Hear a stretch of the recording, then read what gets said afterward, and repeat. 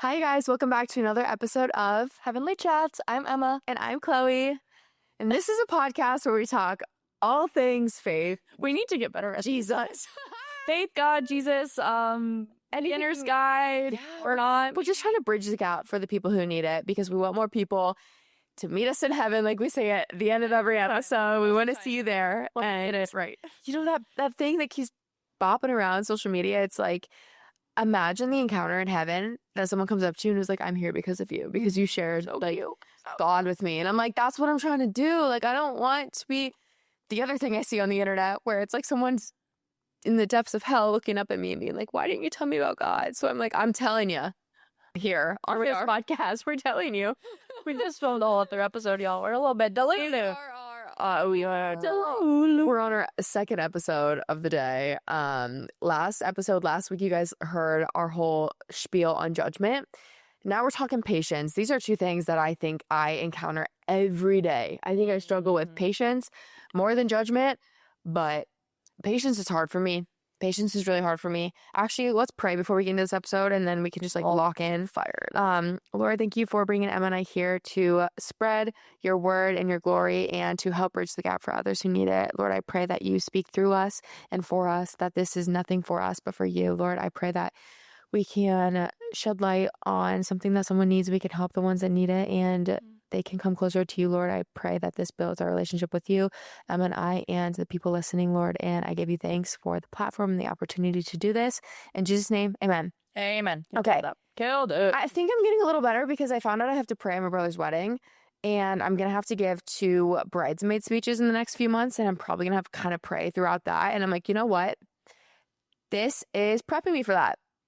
I've really had to lock in because I'm terrified.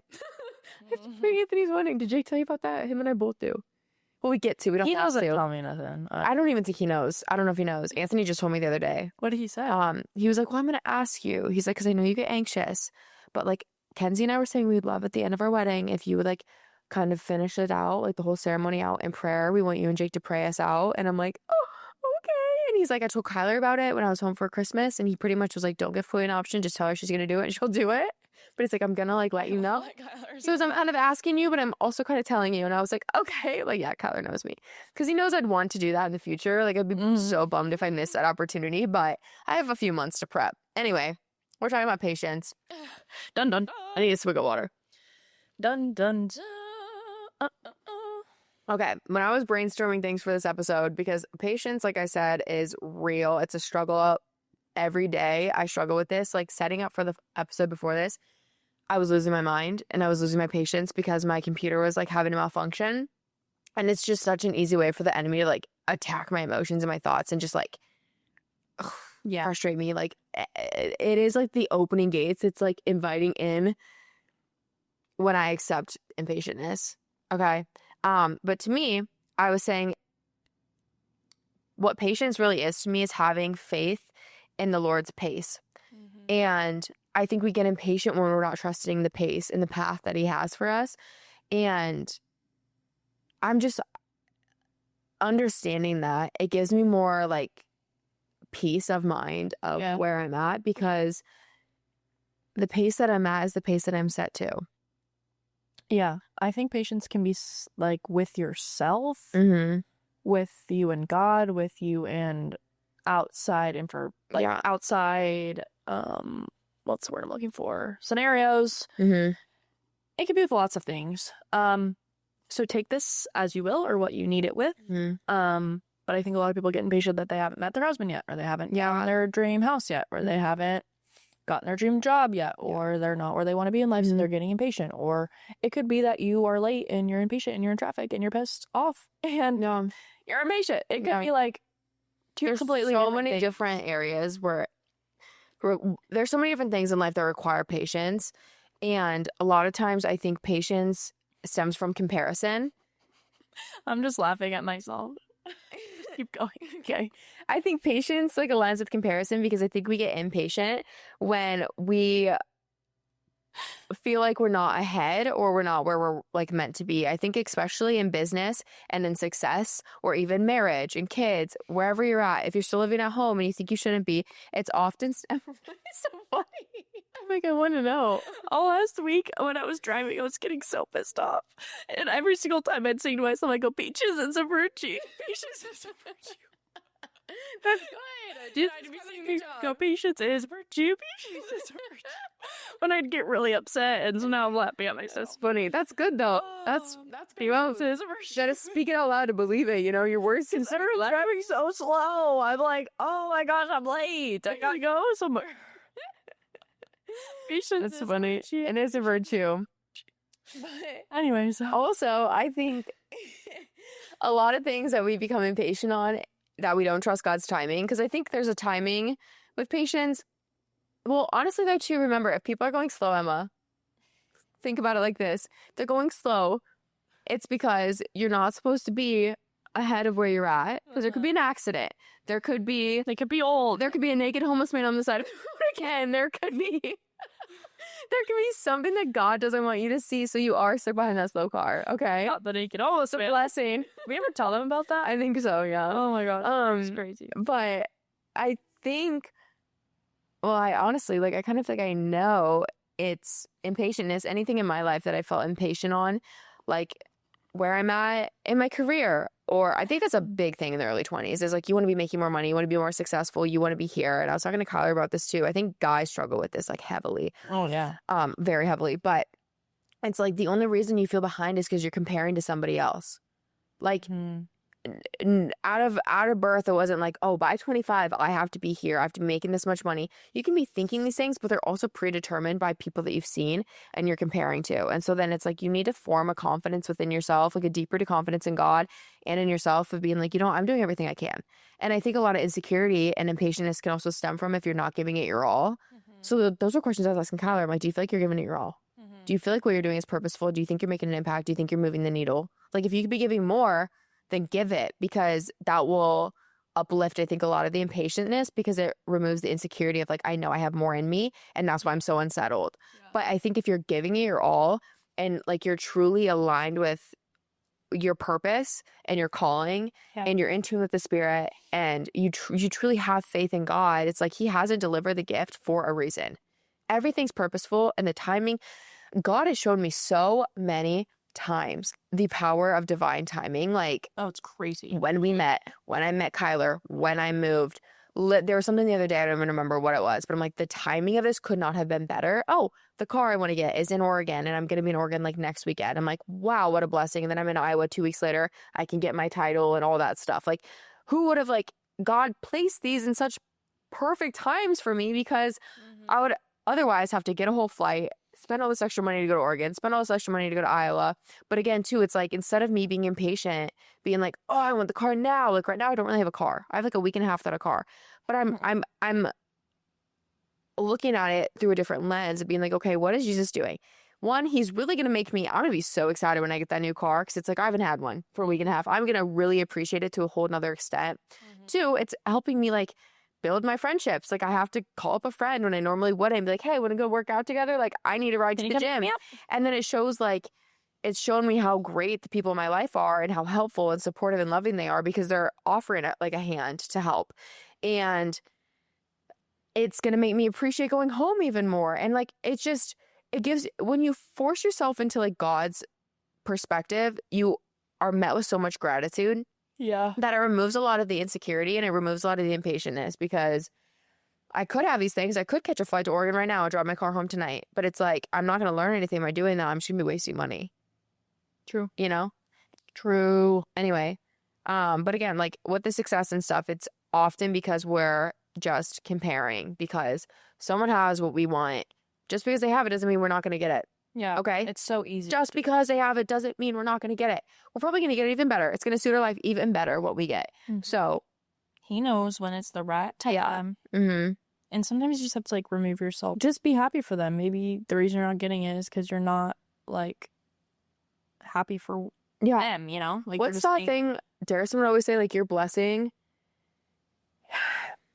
like your gift isn't someone talking about, like, you're calling in someone else's? Yeah, you're calling in someone else's calling, and then like their gifts don't like take away from your gift. 1000%. And so just because someone else has it doesn't mean you can't have it. It takes nothing away from you. Yeah. Especially if it's someone in the kingdom and knows the Lord. It's like, we're building the kingdom. We want people to get things and to achieve things and to be like growing and whatever. Like, want good things to happen for people. Don't be in such a scarcity mindset, such an insecure mindset that you don't want good things to happen to other people. Because we've all been there. It's always like, I wish I didn't get that promotion because I'd feel better about myself not getting that. It's like, well, actually, you're probably just insecure because, you could be giving more at work. You could be trying harder. You could be working harder. You could be making better decisions, wiser decisions to be getting there. But you don't have the control. You don't have the discipline. You don't have something that person has that got them there.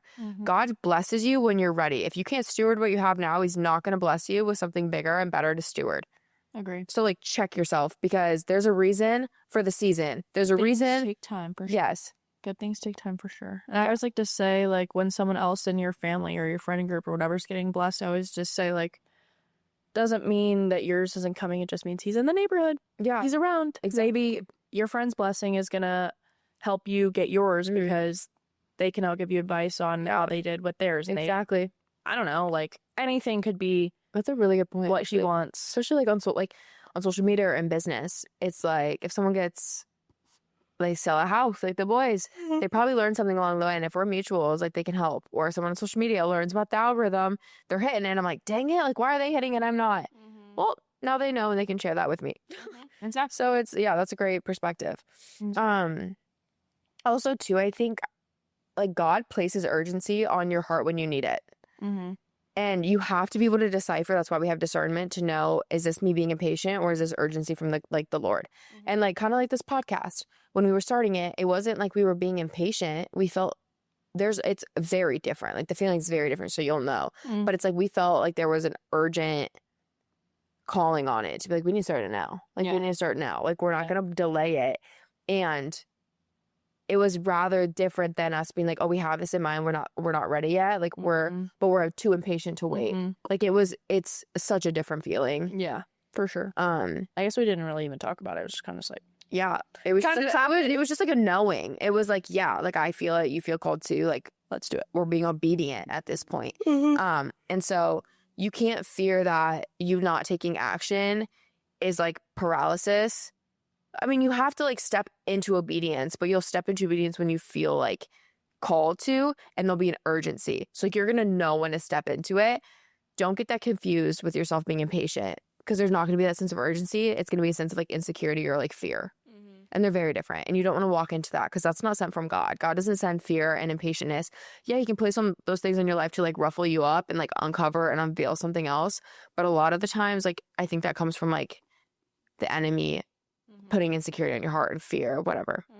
So just have that like understanding, and knowing the difference between the two gives me a lot more faith in his plan and peace of mind of like where I'm at is where I'm meant to be.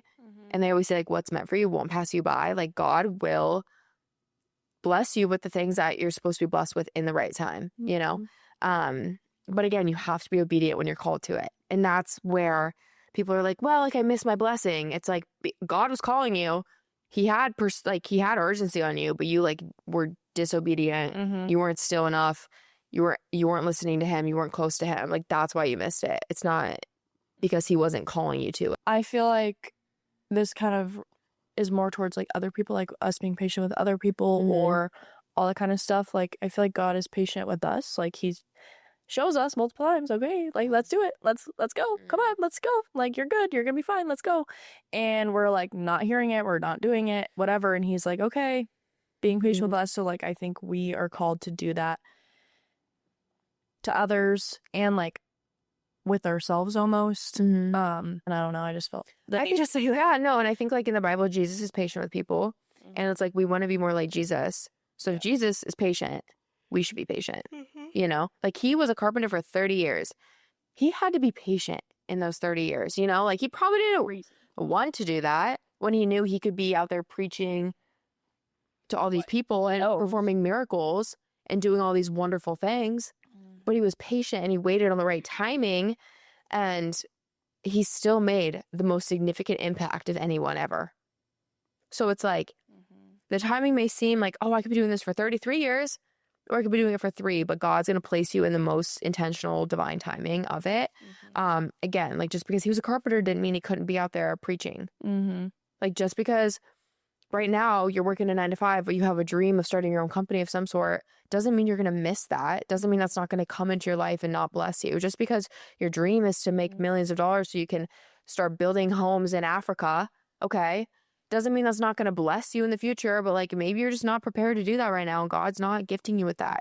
Maybe your dream is to blow up on social media and you want 1 million followers. Well, God's not going to place those 1 million followers onto your platform until you're ready, until he knows those 1 million people are going to be gaining what they are supposed to be gaining from you. Like you're not ready yet. So, but it doesn't mean you won't be. So that should be like exciting. Like those things are to come. Yeah. But you should be like hungry to like learn more and to improve yourself and to build a closer relationship with the Lord, to be more in tune with the Spirit. Like, totally. Yeah. Totally. Psalms 27:14 says, wait patiently for the Lord. Be brave and courageous. Yes, wait patiently for the Lord. I think that's just like, it said it twice. So he means to it. say that when something in the Bible says multiple times, especially in the same verse, Yeah. it's like that's important. Figure it out. And it literally says, yeah. He's like, you're second guessing me. Like, yes, wait patiently for the Lord. Like he said it once and he's like, yes. We're going to like, say it again. Yes. Like, I know you're doubting me and I know you don't want to do this. Like he knows we were like gonna We're like, hey, maybe not. He knew. He was like, yep. Like as a mom, it's like, yep, that's what I said. Like you see it coming. Yeah. He predicted it. Like he knew we were going to be impatient. So it's like he's saying it twice because it's important for sure. James 1:2 says, dear brothers and sisters, when troubles of any kind come your way, consider it an opportunity for great joy. For you know that when your faith is tested, your endurance has a chance to grow. I love that. I've actually never read that verse, but I speak about that a lot. So it's like the Lord definitely was like teaching me this. Because it's literally like I talked about this in my other podcast this week with my whole car situation. It was like I'm being tested, but it's a good thing because that means I'm learning something and I'm going to get through it. You're going to walk through it. It's annoying. It's frustrating in the moment, but it's exciting because you will walk through it and you are rewarded in the end. And your endurance has a chance to grow. Like we're just becoming stronger. Yeah, you don't grow if nothing is challenging you to read a new book or pray or meet a new friend or talk to someone else or I don't know, whatever it is. But I also think so many people going through things, like it's very visible and evident. Like, yes, it's okay to have bad days, whatever, but like our pastor's big on like you can walk through hell without looking like hell. Yeah. And not everyone needs to know everything that you're going through because you wear it on your face all the time. I know. That's something I like when he started saying that, I was like, whoa, he's not speaking to me, but I felt spoken to because I've always been one to like wear it on my face.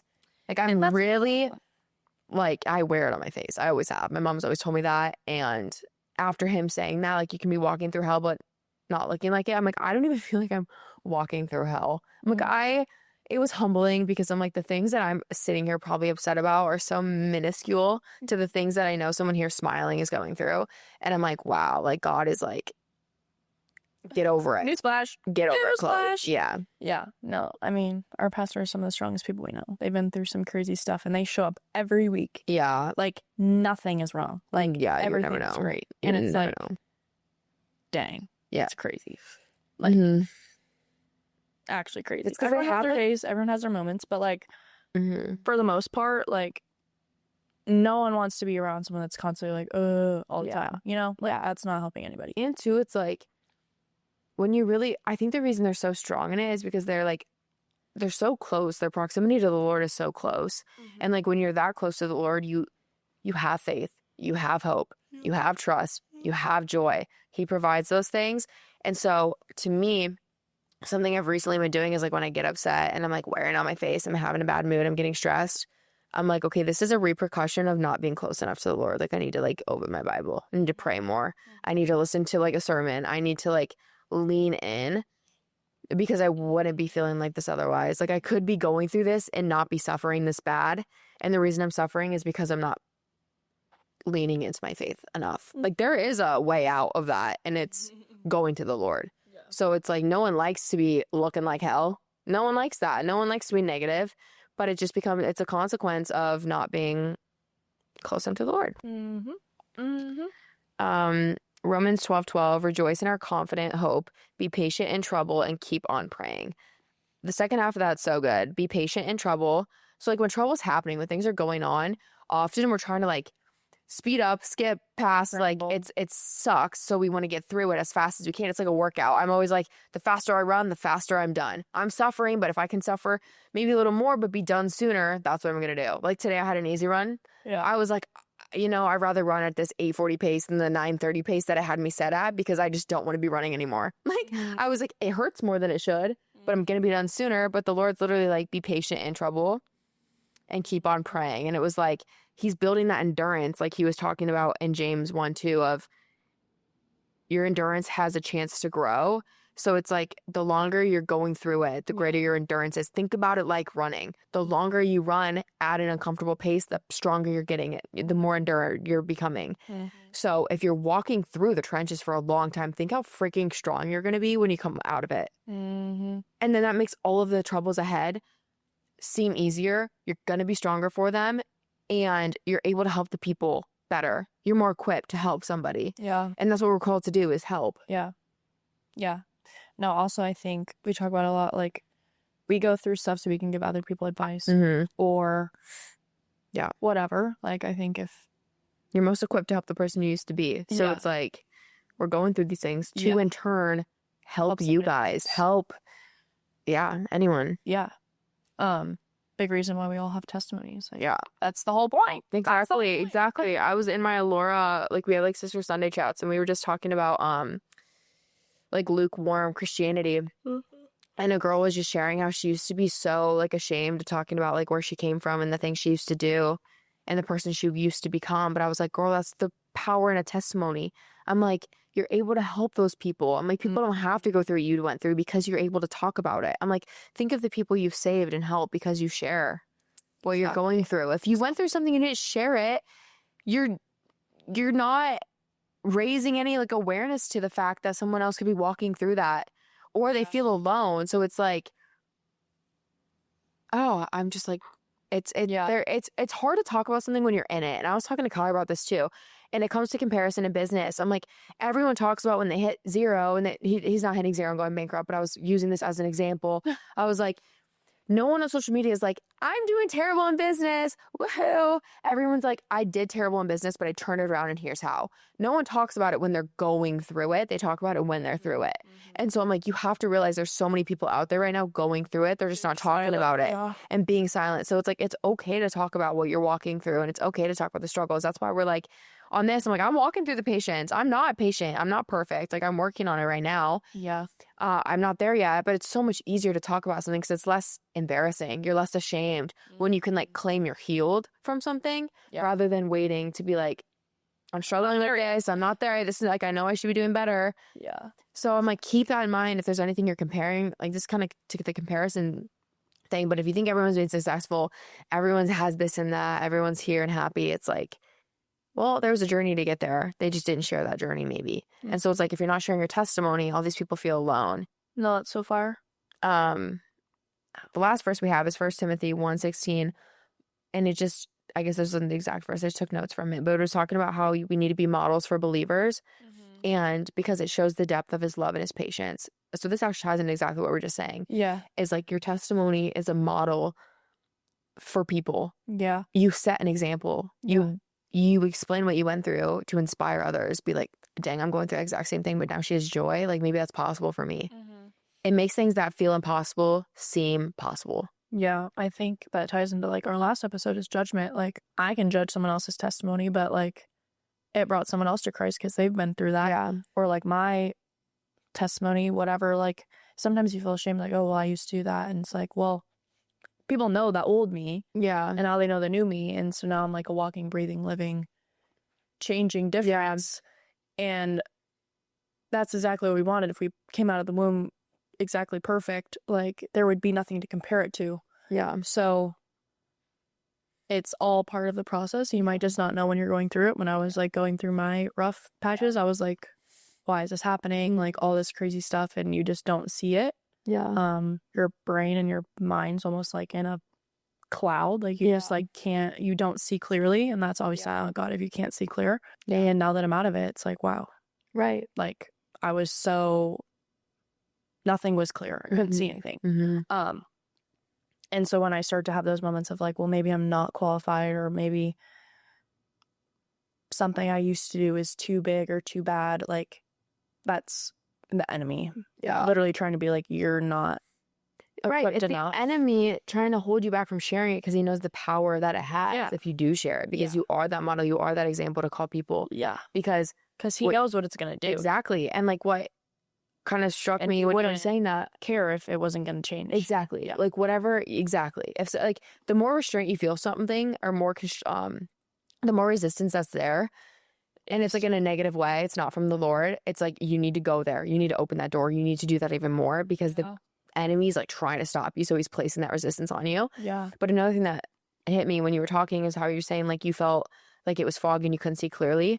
But to me, it's like bits of people sharing their testimony and being walking, living, breathing examples of what God's done gives you that glimpse of clarity. Like it are those cuts. It breaks up the like blurriness, because it's like, whoa, you can see clearly in those moments. Not that you're going to see clearly forever right after that, but it's like those breakup points that, and it's not like you feel it right away. Like you just look back and you're like, wow, like, whoa. What's going on? What happened? What was I doing? Like, you just don't like feel like gradual little small things. It's like when you haven't seen someone in a while, like, and they look way different. Like, you obviously didn't see the small little changes, and they didn't see it in themselves either. But like when you see them, they're like, oh, you look so much different. Like, oh, really? Like, they didn't notice because they were changing 1% every single day. If you haven't seen them in 100 days, that's 100%. Let's just say. So like, that's crazy. Literally, me with the like Jesus Glow video I posted today, I was talking to Kyler about that. I'm like, I didn't realize I looked like that. I didn't realize I was like that low. And that's what, like, my story. Oh, God's so crazy. That's literally what I'm posting on my story, on my Instagram story. I haven't posted it yet, because I was like, then kind of called me and I was filming it. But it was just talking about like, I didn't realize I was going through it. Like, you don't have to hit rock bottom for the Lord to call you. But it's like, I didn't even realize how far down I was. Like, thank God I like was obedient when I felt the calling and the urgency, because I didn't realize how far down I was. And nobody ever really knows. No. Well, maybe, but some people, but it doesn't always take that. And I think a lot of a lot of non-Christians think like the transformation happens when it's like you have to hit a rock bottom. Like, not everyone's testimony is rock bottom. We kind of talked about that in our testimony episode. It was like we went through a struggle, and it definitely forced us to lean on the Lord, but it wasn't rock bottom. Like, it doesn't have to be that to know the Lord. Like, you don't have to go through something hard. Like, you can just feel a calling. You can just walk through something, witness something, and be inspired and moved and touched by the Lord. And everyone's rock bottom could be different. Like, can't compare them, like we're saying right now. Right. I mean, that was the lowest point I've definitely ever been at, but I didn't realize it was low. Yeah, exactly. I didn't. And I'm like, whoa. But then I look back, I'm like, I don't even, like, Kyler's like, I don't even recognize you. Yeah. Like, I am unrecognizable. That's on the inside and out. Like, the way I speak, talk, act, look, it's all different, and it's all because of God. And I'm telling you, like, to end the episode, to wrap it all up, it's like that example, like your testimony, my testimony, the way you look and act and walk and speak differently, it shows the depth of his love and his patience with us. Yeah, he had to be if he so patient. Wanted us to do it at first, he would have given up. It took me 21, 22 years to get there. Yeah. That's a lot of patience. Yeah. That's a lot of patience. And then it still took 1.5 years of my walk for me to really realize it right now. Like, that's a lot of patience from the Lord. So if he can do it, you can do it, okay? Yeah. That's what I'm saying. He's patient with us. So let's be patient with ourselves and other people. And all's going to be okay in the world. Yeah. And we got to wrap up this episode. So Emma isn't impatient while she's driving to her appointment in 20 minutes. Patience is a virtue. Patience is a virtue. Oh my God. I was laughing at myself once I got there. I was like, I'm so stupid. I'm literally singing to myself in the car. But anyway, guys, we will see you not next week, but the week after. But actually, it will be like next week, because for us, it's 2 weeks. For you, it's not. Yeah. So we'll have lots to share in the next episode. A lot of time will go by. You never our mouths. Anyway, we'll see you next week, and we'll see you in heaven.